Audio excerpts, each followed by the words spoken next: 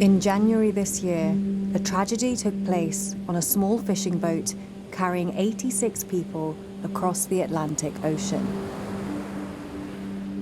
The boat, which was making its way to the Canary Islands from Mauritania, was overfilled with migrants, all of them men who had bought this illegal and dangerous route from smugglers from their hometowns in Pakistan. The reality was far from what they had been promised: safe and legal routes to Europe.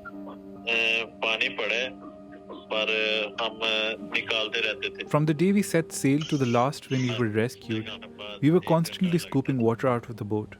It used to take an hour. According to the International Organization for Migration, 15 dead bodies were found on board, and 35 people are still missing at sea. And the survivors, they've recounted horrific circumstances where their lives hung in limbo. We thought we were going to reach that evening, but that day passed, and then the next day passed. People began drinking seawater, and after drinking it, people became delirious.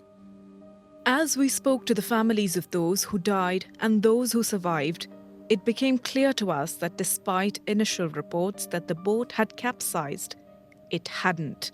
But those aboard had suffered immensely. The water was very cold and deadly. What should have been a 3-day journey turned into at least 14 days at sea in a small wooden boat exposed to the Atlantic Ocean's harsh elements. So who sold these men this particular route? I'm Reha Kansara. And I'm Shruti Menon, and for BBC Trending, this is From a Smuggler's TikTok to Tragedy.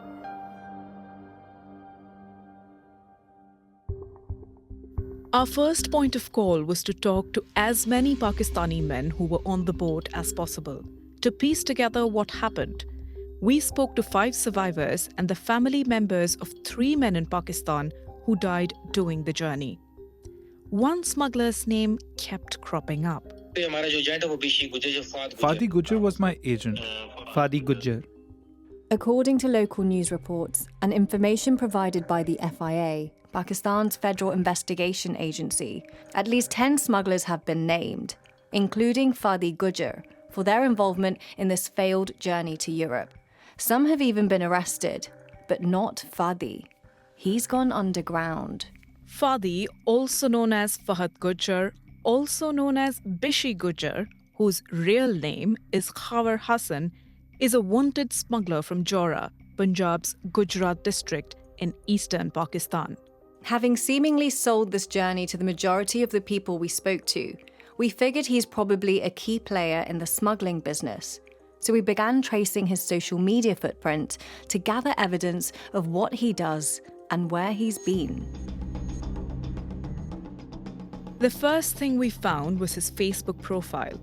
In his profile photo, he sits on a white cane chair with bright blue cushions, looks straight down the barrel of the camera while resting one leg over the other. His confident demeanor, subtly boss-like. We showed this picture to the survivors we've spoken to. They confirmed the man in the photo was Fadi, the smuggling agent who sold them this journey. Other than his photo, his profile is completely locked down, and he hasn't accepted a friend request from my undercover account. But his bio does reveal what could be his current location, the Turkish capital, Istanbul, a hotbed for smugglers looking to make a quick buck from migrants transiting to Europe. His TikTok account, on the other hand, gave away much, much more.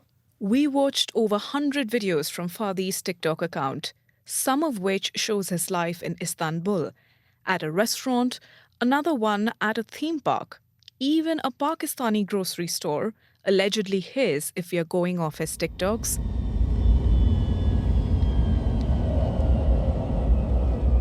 And in other places too, like a video filmed from inside an aircraft showing a plane landing at Dakar Airport in Senegal.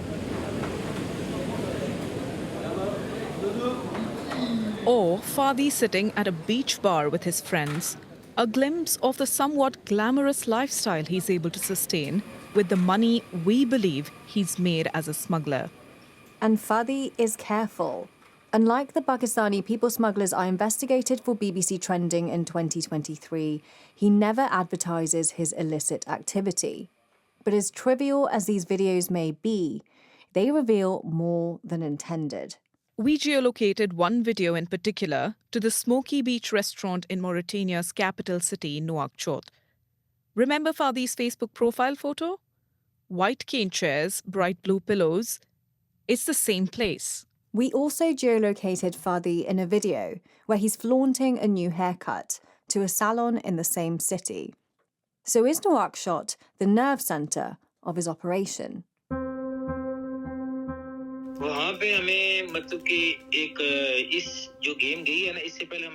were taken to a safe house by Fadi Gujjar. 40 of us went to that safe house.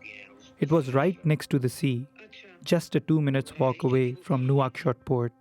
Bilawal Iqbal was on the small boat that left Mauritania on January 2nd and one of the survivors of the horrific Atlantic journey. The majority of those on that boat, like Bilawal, were from Pakistan. There are no direct flights to Mauritania, so some came via Ethiopia, others via the Middle East. Most of those we spoke to then went on to Senegal. Remember Fadi's TikToks from Senegal airport? From Senegal, the migrants crossed into Mauritania either by road or by a short boat journey. They were kept in what they called safe houses, essentially buildings that crammed dozens of Pakistani men together illegally for several months on end, all located in obscure alleys of Nouakchott city. Zubair Bhatt, another survivor we spoke to, told us Fadi promised him entry to Europe by air, not illegally by boat. But when he got to Mauritania, He said going by air from here will not work. I will send you by ship, a big ship. Please cooperate. Your visa won't come through and you'll have to pay a fine of 10,000 rupees. It's why we agreed to go ahead. But in the early hours of the morning on January 2nd, it wasn't a big ship. Instead, it was a small white and blue fishing boat moored on the shores of Nouakchott that set sail. in a video we obtained from the survivors and verified by identifying survivors on the boat, these men, just hours into the last leg of their journey, looked filled with hope. But the boat soon began to fill with water. And then on day 2, They told us that the weight of the boat was too much because we were carrying too much food and water. So they threw a lot of it into the sea. the they Zubair is referring to is the crew, which survivors have told us was made up of around 5 West African men and their families. Bilawal and his cousin were also on the boat. We thought we would arrive on the evening of day 3, but then that day passed, and then the next day passed. On day 5, they threw the engine's diesel into the ocean and switched off the boat. We don't know why they threw the diesel overboard, but we know it certainly reduced their chances of survival. Then on day 6, a man died. His name was Yusuf. We hid his dead body under the tarpaulin so the crew wouldn't find him. We hoped to bury him once we reached the Canary Islands. On day 7, they began drinking seawater to quench their thirst, but it made them hysterical. They told us they began acting oddly, biting one another and slurring when they spoke. Then the crew began beating them.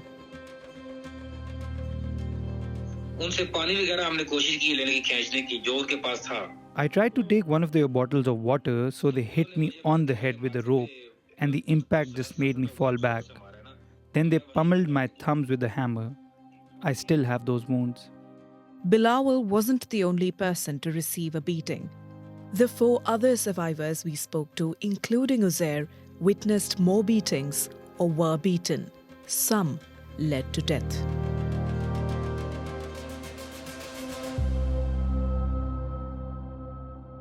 So, according to Bilawal, Zubair, and others we've spoken to, we have more than 80 people crammed onto a small wooden fishing boat, sailing across the Atlantic Ocean for several days.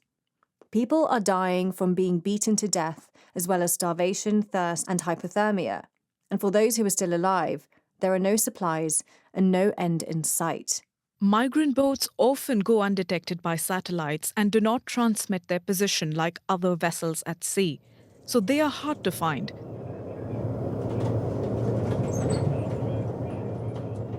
Until on the 14th night, when a much larger, specialised fishing vessel came into view just before the crack of dawn.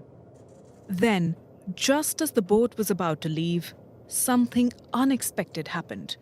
One of the survivors made a last-ditch attempt to save them all.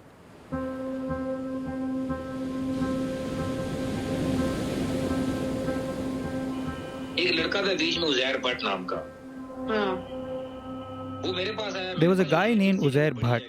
He came to me because I had a big life jacket on that I had bought with my own money. So it was bigger than what the others were wearing. He asked me to jump into the water. I told him I couldn't, but I could give him my life jacket if he wanted it. Zubair immediately put on Bilal's life jacket and courageously jumped into the deep black ocean.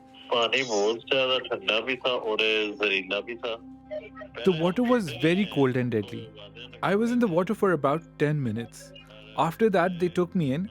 Then they brought their ship closer and said to me to go back and tie our boat with this rope. Then they called the Moroccans for permission to receive us. The Coast Guard instructed the fishing vessel to take the migrant boat to a port in the western Saharan capital, Dakhla, 60 miles away from where they were rescued. But the rescue came too late. Zubair says more people died on the boat as they made their way to Dakhla. Unlike people fleeing war, persecution, and unstable governments, for many Pakistani migrants, the determining factor is economic. Migration presents them with an opportunity of a better life, their version of the American dream. But this journey for a better life feeds off two more things: the glorification of a life in Europe perpetuated online by Pakistani migrants already living in Europe, and smugglers. Smugglers like Fadi, whose business is fueled by people's aspirations, even their desperation. And many of them are taking a gamble, using their parents' life savings or pooling together money from their extended families to make the journey. The survivors we spoke to, on average, paid about $13,000 each for their journey. We don't know where Fadi is, but we know he's around. I followed him on Snapchat, and he followed me back. He even messaged me hi. He hasn't posted anything, but the account uses one of his many names and has an Italian and European flag next to it, and we've found it's linked to his phone number. He also viewed my TikTok account after I viewed his. Since the beginning of April, we've noticed that he's made his account private. We believe it's partly due to our attempts to find out more about him through his digital footprint. We sent our colleague Mohammad Zubair Khan, a journalist in Pakistan, to Fadi's hometown Jora in rural Punjab to get a feel of how Fadi used to live. He told us Fadi is like royalty there. Everyone knows his name, many love him, some fear him. Since news of the boat rescue broke, Fadi's mother and one of his brothers have been arrested in Pakistan on charges of collecting money on behalf of Fadi from people buying routes to Europe. Remember Zubair? Well, he sent us proof of funds transferred to a bank account under the name Khawar Hassan, Fadi's real name. It's just one way Fadi collected money, but a lot of it was cash in hand. At least 11 police reports have been filed by victims, that's both by survivors and families of the deceased, to local police in Gujarat, Punjab. Of the 11, 6 allege that Fadi collected a total of $75,000 for this specific journey. 3 people paid in full. The remaining 3 had only paid deposits. We approached Fadi undercover as a prospective client and inquired about a route to Europe. We believe we have enough evidence he's a smuggler, but we wanted to know if he's still active. After exchanging some messages and voice notes with a number we believe to be his, the survivors we spoke to confirmed that this voice is Fadi's. First, he denied being Fadi. Then we pushed him some more. We said we were desperate to go to Europe. He eventually told us he couldn't help, but knew people who could, before going cold on us. Then, with the help of Javed Sumru from BBC Urdu, we approached him as journalists. Hello Fadi मेरा नाम जावेद सुमरो है और मैं BBC का सहाफ़ी हूँ. He wouldn't pick up our calls, but he was happy to send us voice notes over WhatsApp. We asked him whether he accepted responsibility for those he sold routes to who died at sea. On multiple occasions, he said his name had been misused by the survivors and that he was leaving it all in the hands of God.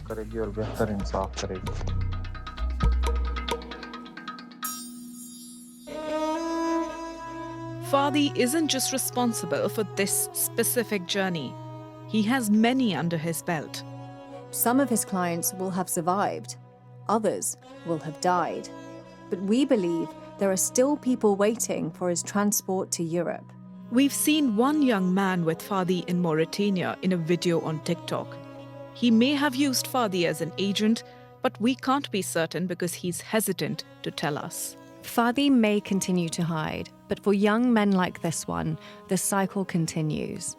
Last month he told me he would never go back to Pakistan, saying it's either Europe or death. But recently he bought a flight back. Apparently his family had to sell their rickshaw to fund it. His trip may have been wasted, but he's come back from the brink of a perilous journey he would have been lucky to have survived.